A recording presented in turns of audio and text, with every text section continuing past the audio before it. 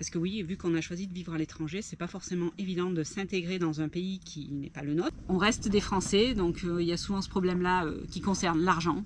C'est vraiment qu'en fait, il faut comprendre que pour s'intégrer, il faut, comme je vous ai dit tout à l'heure, il faut mettre la main à la pâte, il n'y a pas d'autre mot, et il faut vivre comme eux, quoi. Voilà. Donc pour la suite de la vidéo, je vais vous emmener à Guelala. Vous allez voir, Mehdi, il a craqué.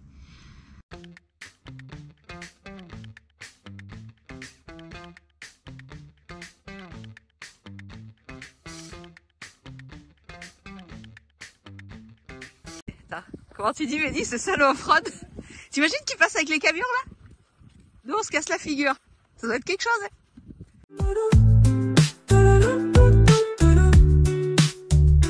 La famille ardéchoise sur la route. Ardèche Barreau parti à la découverte de monde. Viens avec Mehdi, Karine, Lucas et Bully partager notre aventure avec un vieux camion qui roule à 50 qui roule à 50 km/h. En recherche d'authenticité, on vous partage des moments sans chichi. Alors si tu aimes en bas, sinon on te souhaite bonne chance.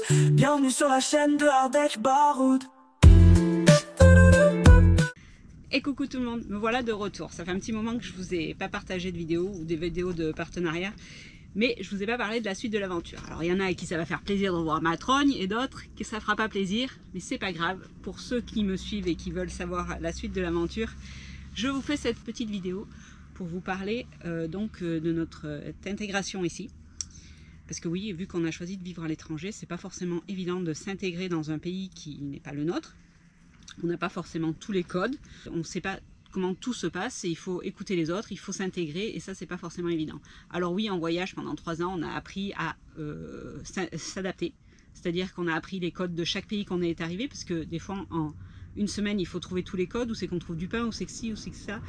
Et du coup, cette facilité d'adaptabilité, elle a été bénéfique pour notre intégration ici. Et je dois dire que pour l'instant, on est quand même assez bien intégré. Je vais vous expliquer tout ça. Donc qu'est-ce qui nous a poussé à vivre ici, surtout Djerba? Alors Djerba, vous allez me dire, il y a pire comme endroit pour vivre. Oui, effectivement, il y a pire. Djerba, on aime beaucoup, c'est l'aspect île en fait. Ça reste petit, ça reste convivial, ça reste familial.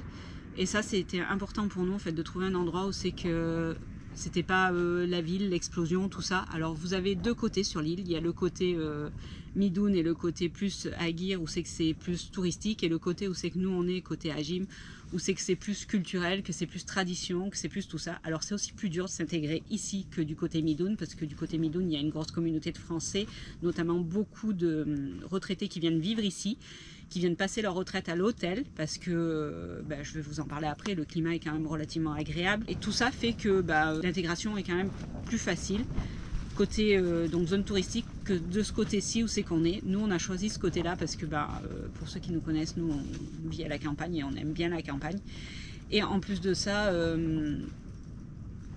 être loin du tourisme de masse, c'est bien aussi. Donc voilà pourquoi on a choisi Djerba. Il ne faut pas se leurrer aussi, on a notre famille ici, ça facilite les choses. Ce qui est assez drôle, c'est qu'à Djerba, en fait, on est du côté Agim qui est à 40 km de l'autre côté de l'île. Vous arrivez de l'autre côté et vous dites votre nom, il y a quelqu'un qui vous connaît. Ça c'est assez drôle. Donc ouais, ça reste le cocon familial, Djerba. C'est quelque chose que je voulais, vivre au bord de la plage. Et avec le recul, je me dis que c'est mieux de ne pas vivre au bord de la plage. Comme ça, j'apprécie les moments où on y va et je me lasse pas. Parce que je pense que quand on habite H24 au bord de la mer, au bout d'un moment, on se lasse et on n'apprécie plus la chance que l'on a en fait d'arriver dans ce paysage-là. Et alors que moi, à chaque fois que je prends le scoot et que je vais à la plage, qui est à 10 minutes de là où on est, vraiment... j'ai cet aspect d'évasion en fait. Donc ça c'est important, cet aspect d'évasion, de liberté, et ça c'est important de le garder. Donc je pense que niveau cadre de vie, on est bien. Vivre à l'étranger en fait, pourquoi on a choisi aussi ça, c'est pour pouvoir vivre mieux en fait. Il ne faut pas se leurrer, le coût de la vie ici il est mieux qu'en France, parce qu'on a des revenus français. Comment le dire sans froisser personne? Ouais. Vivre ici en fait c'est confortable. Vous vivez ici avec 1000 €, vous vivez pour 3000 dinars, 3500 même dinars à peu près. Donc il faut savoir que les Tunisiens, ils ont des salaires entre 700 et 1200 dinars. Surtout ici sur l'île de Djerba, les salaires sont pas très élevés. Après, si vous allez sur les grandes villes comme Tunis, Monastir, forcément il y a des salaires plus élevés qui ressemblent à ceux de la France. Mais ici, les salaires sont quand même plus bas. Donc les gens, ils vivent pas de la même façon en fait. C'est-à-dire qu'ils sont économes. Donc ils arrivent à construire des maisons, ils arrivent à faire des choses, ils sont économes. C'est pas le même niveau de vie où c'est qu'on claque de l'argent sans arrêt. Donc nous, en étant, entre guillemets, en ayant des revenus français, on peut se permettre des restaurants, on peut se permettre des choses. Et encore que nous, on fait très très attention parce qu'on veut surtout pas être catalogué comme un portefeuille. Je veux pas qu'il y ait écrit portefeuille là, même si déjà, vu que je suis bien blanche, c'est souvent écrit sur mon front. Mais c'est vrai que c'est quelque chose qu'on fait attention pour s'intégrer, de ne pas dépenser, de faire attention. Et puis c'est aussi ça en fait, vivre dans un autre pays, c'est s'intégrer et vivre comme les autres. Pour tout vous dire, je suis même en train de chercher un travail ici, rémunéré au salaire d'ici, pour essayer de vivre avec ce salaire-là. Bon, forcément, on aura toujours nos salaires qui arrivent de France, mais c'est aussi important pour moi, en fait, pour m'intégrer, d'avoir un job ici et d'avoir un salaire d'ici, et puis ça nous permettra de faire d'autres choses, peut-être de construire une maison, peut-être d'avoir un véhicule, peut-être... Voilà, c'est important pour moi de m'intégrer comme ça, et l'intégration, il ne faut pas se leurrer, elle passe aussi par le travail. Donc, quand c'est un endroit où c'est que vous voulez rester, je pense qu'il faut mettre la main à la pâte, entre guillemets, et qu'il faut, il faut y aller et aller dans le tas. Et donc là, j'ai peut-être trouvé un job qui me conviendrait. On est en train de discuter ensemble. Mais le salaire, il est de 300 €, quoi. Voilà, il ne faut pas se leurrer. Le salaire, il est de 300 €. Après, 300 €, comme je vous ai expliqué ici, c'est quand même beaucoup. Parce que, voilà, ici, ils ont des salaires entre 700 et 1200 dinars. Donc là, ça ferait un salaire d'entre 900 et 1000 dinars. Ça serait déjà pas mal. Donc voilà pour l'intégration. Après, il y a aussi tout ce qui est aspect climat. Alors le climat, c'est super agréable de se lever le matin, d'avoir le soleil. C'est pas comme la France où c'est que vous avez ces périodes de pluie intensive. Après, oui, il y a les périodes où c'est qu'il fait très très chaud. On va bientôt y arriver dans ces moments-là. C'est pas forcément super agréable, mais bon. Après, moi, je suis quelqu'un qui aime bien la chaleur. Donc ça me gêne pas. Vous voyez là, il doit faire 25 dehors. J'ai mon gilet parce que j'ai limite froid, il y a du vent. Forcément, votre corps, il s'habitue au climat. C'est-à-dire qu'on a été à -20 en Pologne, on vous disait on était en polaire, on n'avait pas froid. Ici, il fait 17-18 degrés, limite on sort nos manteaux parce qu'on a froid. Vraiment, c'est quelque chose qui est difficile à comprendre quand on vient de l'extérieur. Mais quand ça fait un moment qu'on est ici, ben, notre corps il s'adapte et on a froid. Donc c'est vrai qu'au début je me moquais d'eux parce qu'ils mettaient leur doudoune quand il faisait 17-18 comme je vous dis. Maintenant limite je fais comme eux, quoi. J'ai froid. J'avoue que j'ai froid. C'est vrai que ce climat il est top. En ce moment on a beaucoup de vent, on a du temps des fois qui n'est pas très très beau, il n'y a pas toujours le soleil, il y a beaucoup de tempêtes de sable.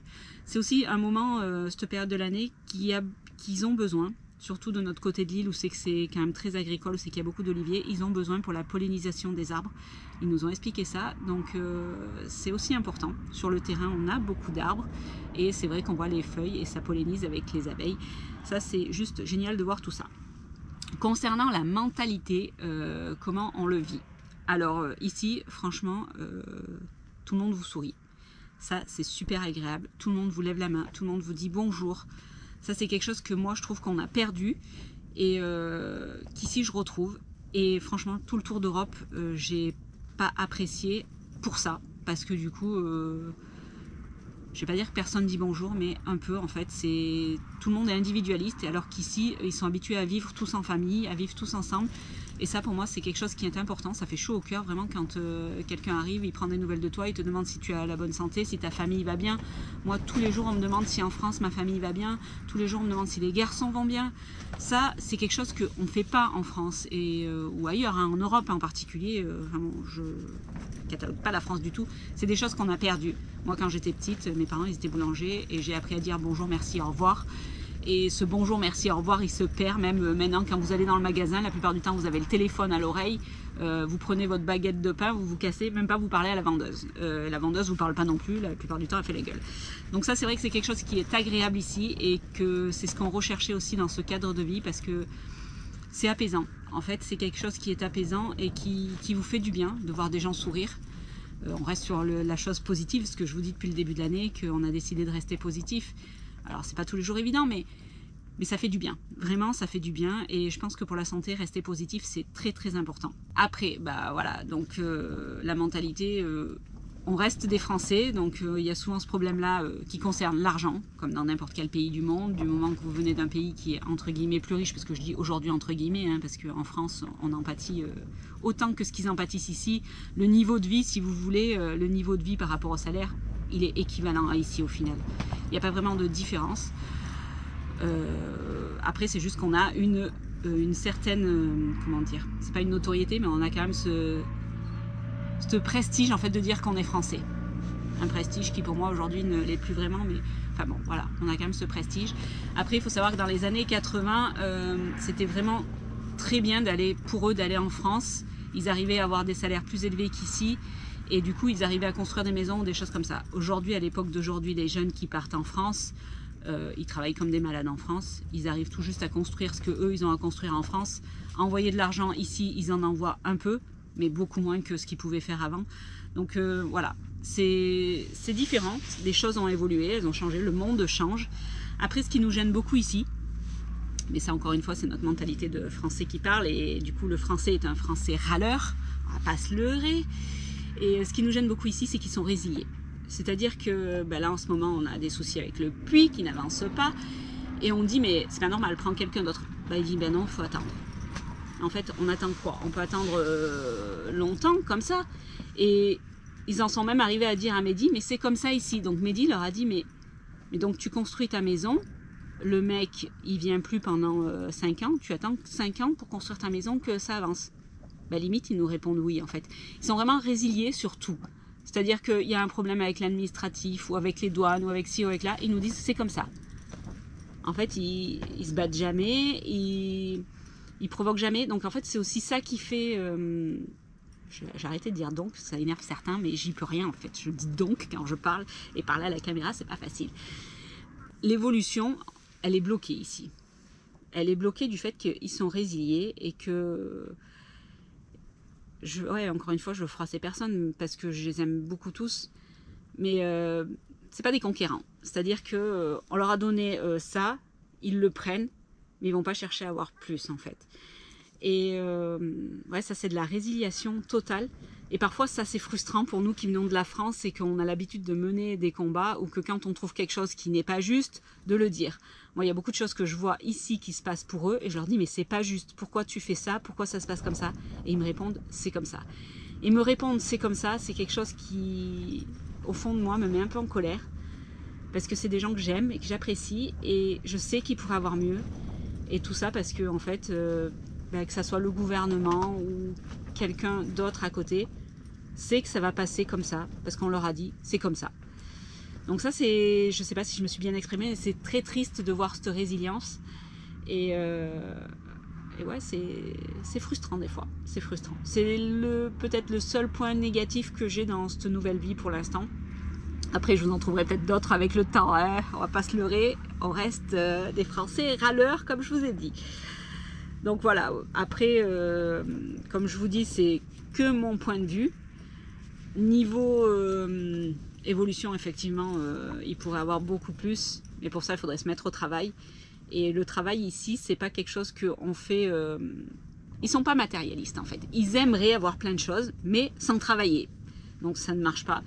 Après, oui, le travail, c'est pas quelque chose... En fait, ils travaillent pour manger. C'est-à-dire qu'ils vont aller travailler une semaine, ils vont avoir gagné, mettons, 200 dinars pour la semaine. Pour eux, ça leur suffit, ils ont assez de quoi pour manger. Ils vont pas chercher plus loin. Mais c'est vrai qu'ils aimeraient quand même avoir des choses. Moi, je sais que là, ils sont venus à la tente, ils ont vu la tente, ils ont dit « Waouh, c'est beau la tente et tout, combien t'as payé ça, combien t'as payé ça ?» Oui, mais on se donne les moyens pour avoir ce qu'on veut avoir, en fait. C'est vraiment ça qu'il faut comprendre. La place de la femme et de l'homme ici, donc la place de la femme, enfin bon, il n'y a pas vraiment de problème, hormis certains qui n'aiment pas que les femmes parlent. C'est comme ça, écoutez, il y en a partout, il y en a qui se croient hommes supérieurs, donc du coup ça c'est partout. Après il y a vachement de tolérance ici et ça c'est important. C'est vrai que les femmes sont libres mais qu'elles aiment quand même bien rester à la maison. Elles aiment bien avoir leur petit train, aller voir leurs copines, faire leur petite vie. C'est vraiment très important pour elles. Les hommes, eh ben, eux, qu'est-ce qu'ils font? Ils travaillent ou beaucoup passent leur temps au café. Ça, le café, c'est le point de rendez-vous ils finissent leur travail, direction le café. Donc je sais pas trop ce qu'ils y font, ils jouent aux cartes, enfin bon, voilà quoi, ils boivent des cafés. Mais c'est rien de méchant, mais ouais, c'est vrai qu'ils y passent beaucoup de temps. Voilà pour cet équilibre qu'on a trouvé ici. Niveau des réseaux sociaux ici, donc ils sont bienveillants sur les réseaux sociaux, c'est-à-dire que si vous connaissez des gros influenceurs, ils vont vous partager, ils vont rien vous demander en retour, il n'y a pas de jalousie derrière comme tout ce qu'on peut voir en France, que c'est celui qui doit monter le plus haut pour arriver à faire couler l'autre, entre guillemets. Il y a vachement d'entente là-dessus. Après, tout ce qui est partenariat, collaboration et tout, pour l'instant ici, c'est pas bien développé. Il y en a certains qui commencent à y arriver. J'ai vu passer des gros influenceurs qui commencent à y arriver. Après, c'est pas non plus l'objectif de vivre des réseaux sociaux. Je vous l'ai toujours dit, moi, j'ai pas forcément envie de vivre de ça. Ce que je fais, ça me convient bien. Si ça me rapporte un peu d'argent, tant mieux. Si ça me rapporte pas, bah, tant pis, je trouve d'autres solutions. C'est vraiment qu'en fait, il faut comprendre que pour s'intégrer, il faut, comme je vous ai dit tout à l'heure, il faut mettre la main à la pâte, il n'y a pas d'autre mot, et il faut vivre comme eux, quoi. Voilà, il ne faut pas se sentir supérieur à eux parce qu'on a des revenus supérieurs, il faut pas tout ça. Voilà. Donc voilà pour cette partie intégration, à savoir qu'au niveau de la santé, ici l'alimentation est meilleure que dans les pays européens, on sait qu'on consomme beaucoup de choses, comment dire, de choses avec des conservateurs. Ici on fait notre marché, on achète notre viande au boucher, vraiment il n'y a pas de conserve, des surgelés il y en a très très peu et on n'achète pas parce que c'est très cher au final. Les boîtes de conserve, vous achetez quoi en boîte de conserve? Des champignons. Voilà, il y a quasiment rien, à part la tomate qui est en conserve. Du coup pour la santé c'est quand même plus bénéfique de manger des produits frais et des produits sans conservateur. Alors après la question des pesticides qui revient toujours, oui je pense qu'il y a des pesticides ici en Tunisie, mais c'est quand même moins fort que ce qu'on peut voir sur des produits qui viennent d'Espagne ou des produits qui viennent des produits qu'on consomme hors saison et qu'on arrive à manger à toutes les saisons au final, donc c'est quand même moins fort. Donc niveau santé, c'est mieux pour la santé de vivre ici. Donc notre projet c'est d'accueillir, d'ailleurs je suis dans la tente, vous avez vu, c'est d'accueillir des voyageurs de tous horizons, de toute nature en fait. Ils peuvent venir à pied, en tente, ça peut être des Tunisiens, ça peut être des étrangers, ça peut être des gens en véhicule aménagé, en moto, en vélo. C'est de pouvoir accueillir tout le monde, de partager ce plaisir du voyage avec eux. On a quand même une certaine légitimité, je ne l'ai jamais dit jusqu'à présent, mais plus on avance, plus je me rends compte qu'on a quand même une certaine légitimité là-dessus. On a quand même voyagé, on a quand même fait des choses, on a quand même vécu des expériences qui n'étaient pas simples. Et tout ça fait que derrière on a cet esprit voyageur qu'on a envie de faire perdurer à travers un projet, même si pour l'instant on met un peu le voyage en stand-by et qu'on repartira peut-être dans quelques années. Ce projet pour nous c'est vraiment rassembler, créer de la convivialité, faire découvrir, transmettre et voir les choses autrement en fait. Donc le projet Djerba Authentique qui est en train de voir le jour petit à petit. Moi je dis toujours il faut construire petit à petit, il ne faut pas vouloir monter d'un coup sinon ça sert à rien. Et il est en train de voir le jour. Donc on est parti sur un projet où c'est qu'on accueillera les véhicules aménagés, sur un projet glamping aussi. Donc le glamping c'est quoi? C'est du tourisme hôtelier en extérieur, et ça je pense que c'est quelque chose qui va se développer avec le temps, parce que la van life au final, hop la mouche, la van life au final c'est un peu, ça devient has-been avec le temps. Il y a tellement de monde qui pratique et qui, voilà, ils ont tous des véhicules aménagés, il n'y a plus cet intérêt-là de découvrir autre chose, ça devient banal en fait. Donc du coup, le glamping, c'est quoi? Donc le glamping, nous on a choisi les tentes Tomount avec qui on a une collaboration et qu'on travaille avec eux pour tester le produit, c'est-à-dire que leur produit il a été testé dans diverses conditions, mais jamais donc dans des conditions climatiques comme ici, désertiques. Donc on va voir le soleil, comment ça réagit. Pour l'instant la pluie, on n'a pas eu d'eau dans la tente, alors que normalement c'est des tentes qui ne sont pas dites étanches. Il y a eu de la pluie, il y a eu une grosse tempête même une fois et pas d'eau dans la tente. Ensuite, concernant le vent, c'est souvent notre famille, ils arrivent le lendemain, ils nous disent c'est bon ta tente elle n'a pas bougé, c'est bon ta tente elle n'a pas bougé. Non, la tente ne bouge pas. Alors oui, on l'a ancrée juste dans le sable comme ça, mais il y a quelques ancrages qu'on a dû renforcer avec des pierres ou avec des choses pour caler plus fort. On va concevoir des tubes en fait et on va mettre les piquets dans des tubes pour que ça soit plus dur.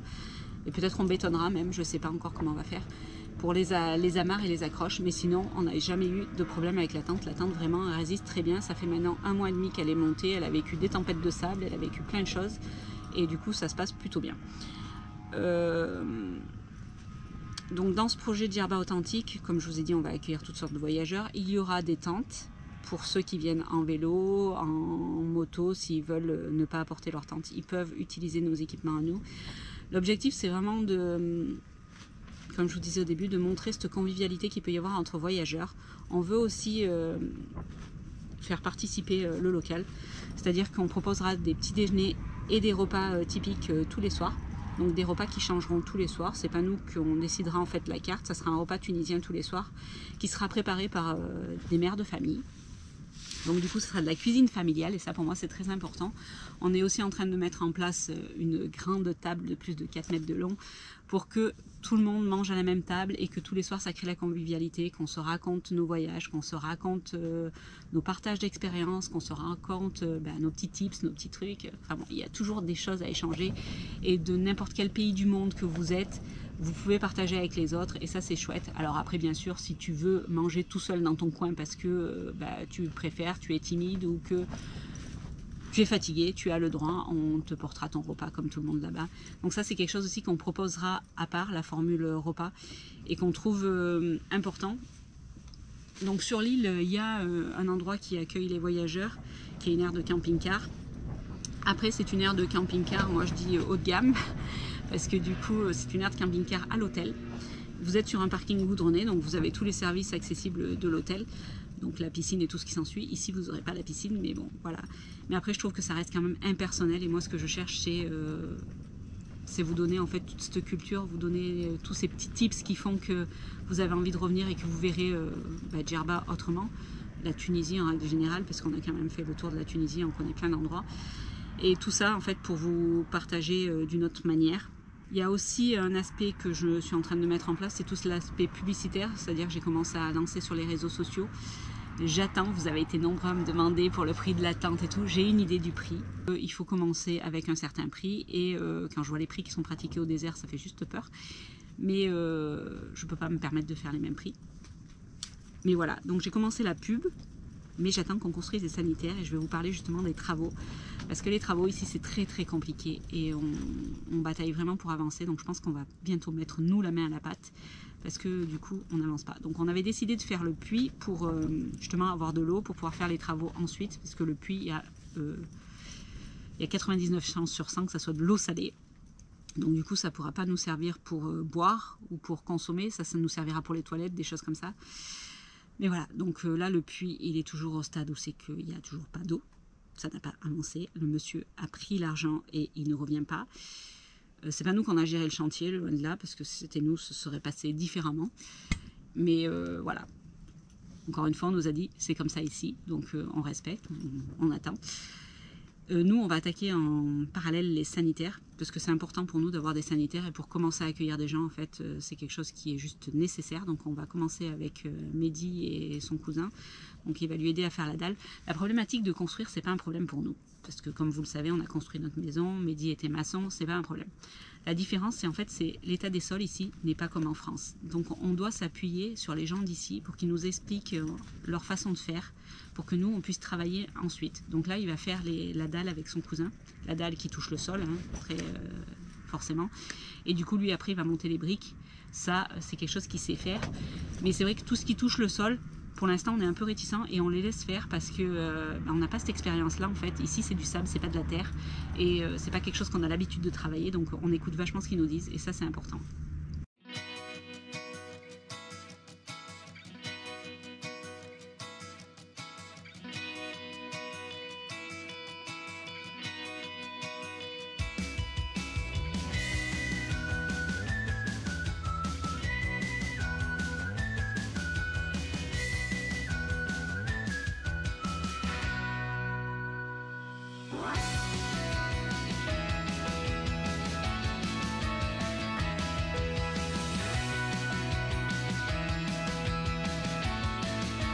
Oh là là là là.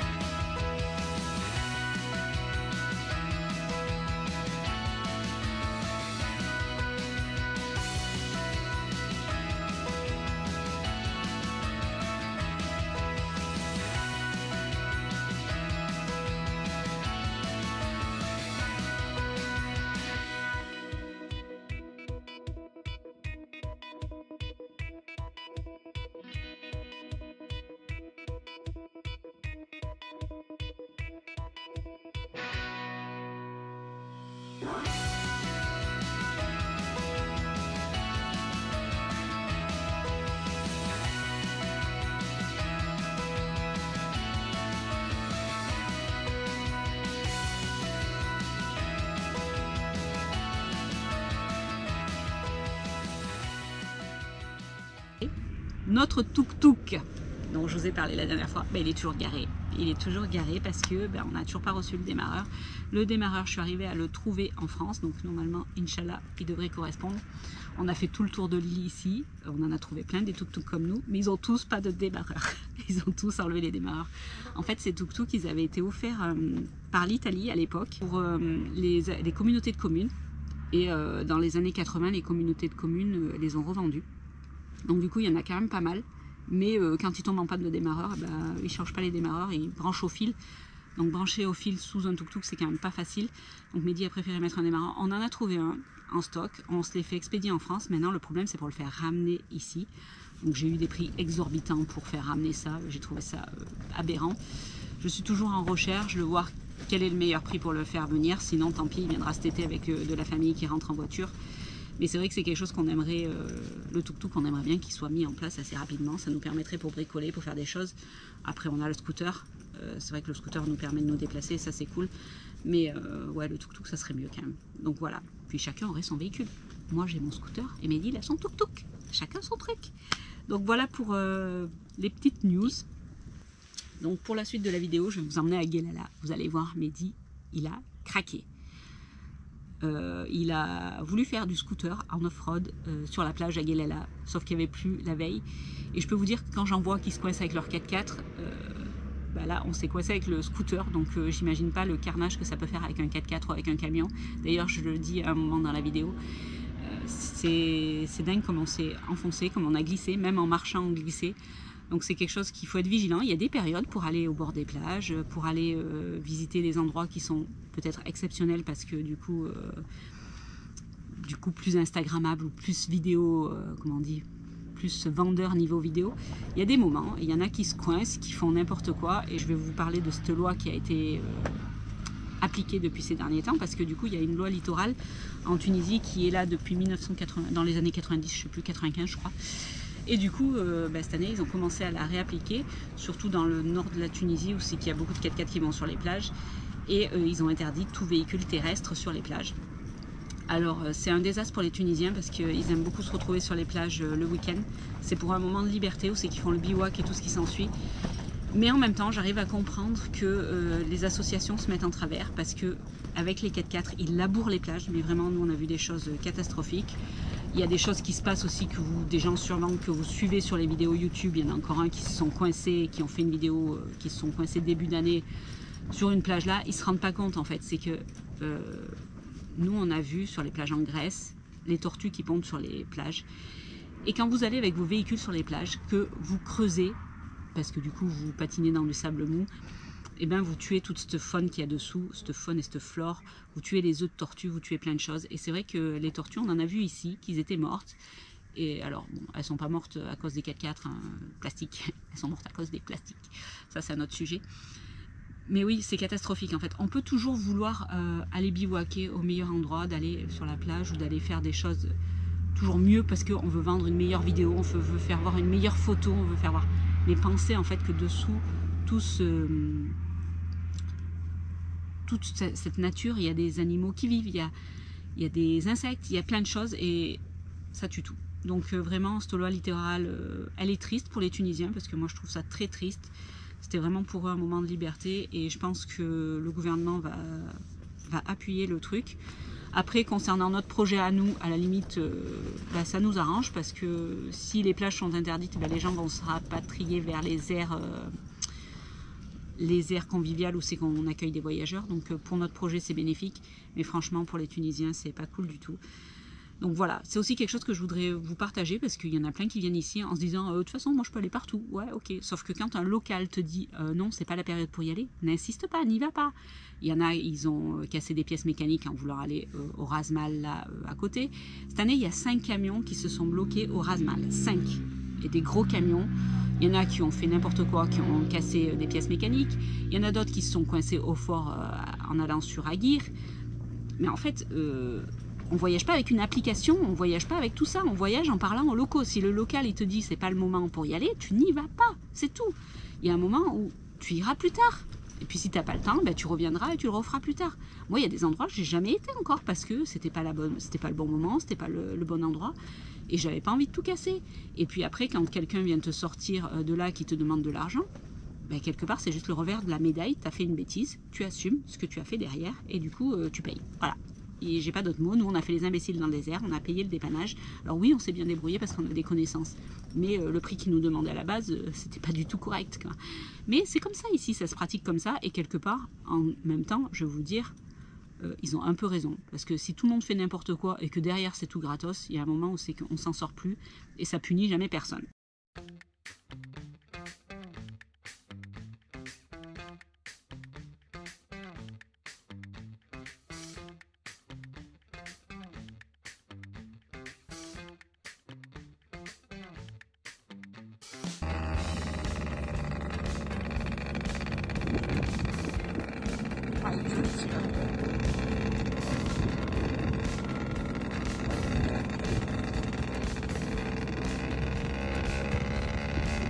Oh non, on n'a pas filmé, hein. Je suis en direct. Je crois qu'il est avec son camion. C'est un peu pareil. On a les petites mains de break. Allez, c'est reparti. Pourtant, là, il n'y avait pas beaucoup d'eau. Tout à l'heure, on a fait pire que ça.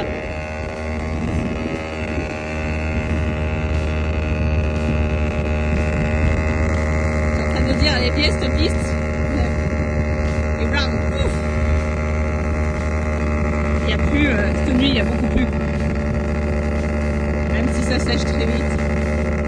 C'est ce qu'on dit souvent au camion en fait, c'est piégeux parce que tu as l'impression que c'est sec mais en fait c'est pas sec. Et c'est comme ça que tu te coinces. Là en scooter c'est facile, ça vous amuse, mais en camion c'est moins drôle.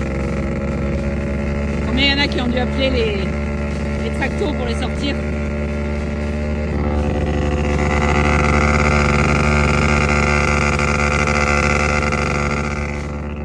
De blagues, c'est bon, ouais.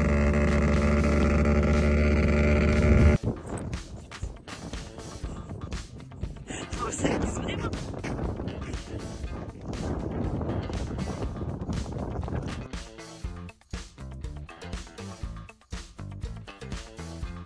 Ah, comment tu dis, Mehdi, ce salaud off-road? T'imagines qu'il passe avec les camions là? Nous on se casse la figure. Ça doit être quelque chose, hein. Tout à l'heure, même à pied, j'ai chabussé. Et puis maintenant que t'as les pneus pleins de boue, hein. Ça fait comme moi mes chaussures tout à l'heure. Tu t'es foutu de ma figure, j'ai failli tomber.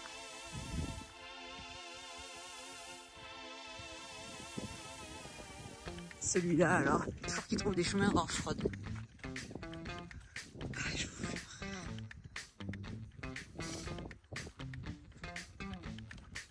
Mais il y a une route, elle est juste en face, et nous on passe là, quoi.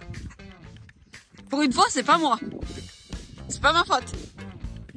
Non, c'est pas ma faute pour une fois. D'habitude, c'est toujours moi qui ai les plans tordus, mais là, pas moi.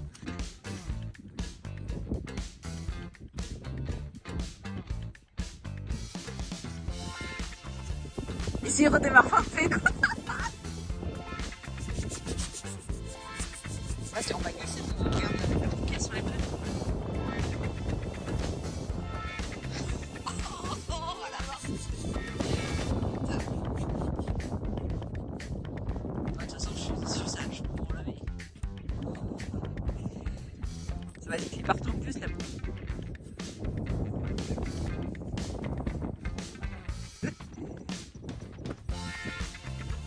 Et là, regarde, toute la poussière.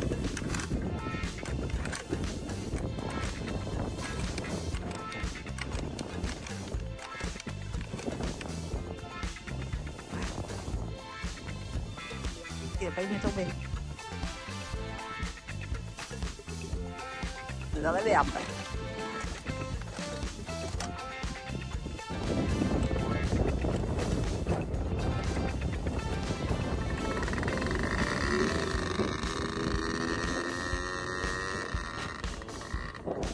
Là, c'est là qu'il sort, on te laisse y aller.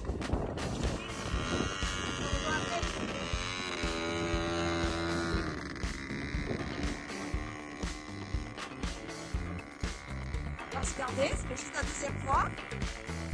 Là, il va se perdre. Voilà, voilà.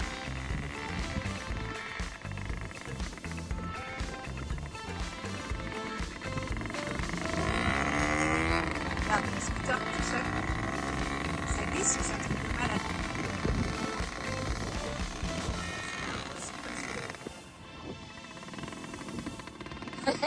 Il a perdu sa pompe. Tiens, ta pompe.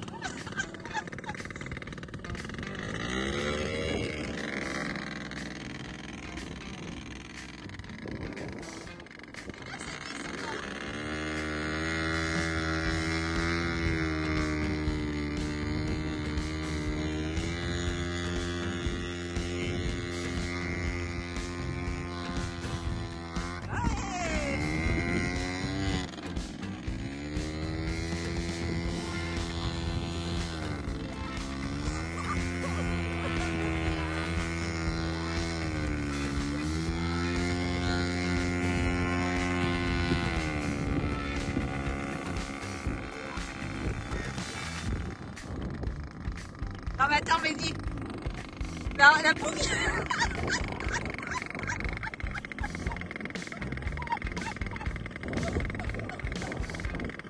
Voilà. Ah, c'est pour aller là-haut.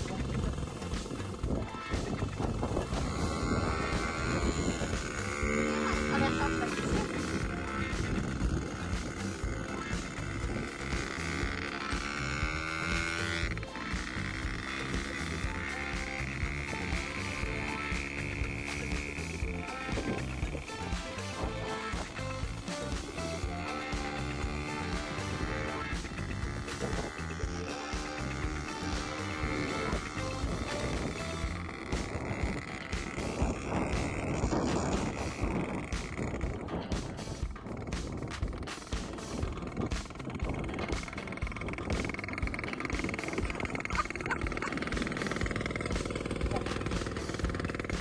Pas beaucoup.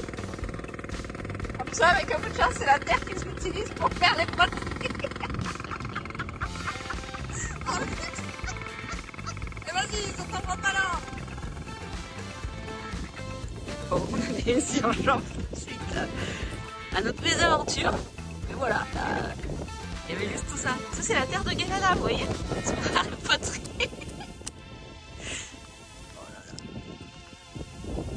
Une fois que c'est pas moi qui te lance dans cette galère, c'est toi. Si c'est un cimetière, ça fout le trouille. Je peux pas rentrer toute seule. Tu viens pas, Mehdi? Parce que moi, je peux pas rentrer toute seule, là. Si c'est vraiment un cimetière, moi, je peux pas. J'ai un peu mal à ma jambe, en fait. Ça a l'air tout petit, par contre. Ouais, mais ils sont venus gratter. Oui, il est marqué, oui, il est marqué cimetière, mais... C'est une mosquée, ouais. En fait, tu peux trouver des trésors, là. Ah oui, ouais, regarde, ouais, il y a les... C'était tout petit. Ouais, c'est sûr.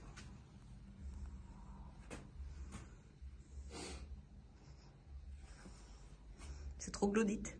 Ouais. C'est dingue que la pierre, qu'elle soit... Elle est molle aussi, tu crois, ici? Ben, c'est du calcaire. C'est comme ça qu'il fait le puits, le monsieur? Non, ça c'est du calcaire. Ils vont creuser, ils cherchent des artefacts.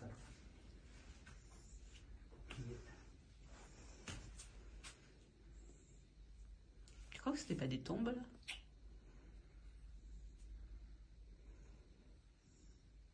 Tu vois, il y a quand même, on dirait des caveaux. 1, 2, 3. Ça c'est une tombe, c'est sûr. Tu peux pas avoir des tombes comme ça et une tombe comme ça. C'est le chef? Bah non.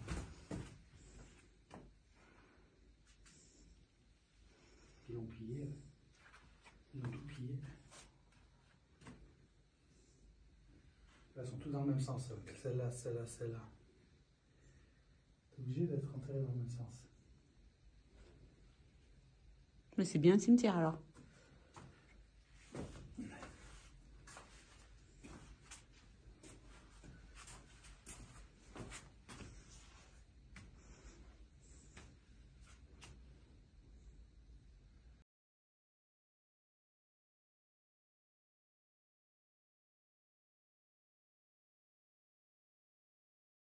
Bon, on était venu visiter un amphithéâtre, mais on voit les vestiges en fait, tous les tours, tous les bâtis, mais il n'y a plus l'amphithéâtre. Et au milieu, il y a un gros trou. Il n'y a plus rien, tout est écrasé, mais par contre, là, regardez, il n'y a que des coquillages partout. On dirait des cailloux, mais en fait, c'est que des coquillages. Et pourtant, la mer, elle est tout là-bas. Vous voyez où c'est qu'il y a le pylône là-bas? Elle est de l'autre côté encore. C'est super loin, hein. C'est impressionnant tous les coquillages qu'il y a. Oh, la mer, elle recouvrait une grosse partie de l'île.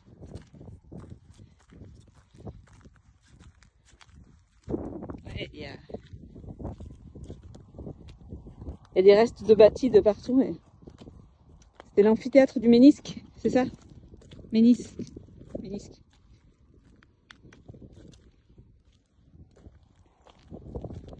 Oh, c'est pas grave, on a fini notre session off-road là. Parce qu'on a encore pris des pistes au milieu du champ. Alors, on va arriver là.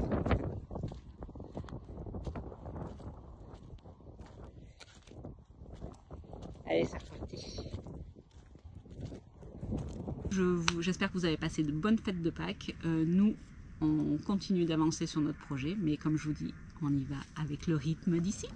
Donc je vous dis à très vite, même si je ne sais pas quand c'est que je vous refais une vidéo. Je vous fais de grosses bises et puis je vous dis, Inch'Allah, à bientôt. Bye bye.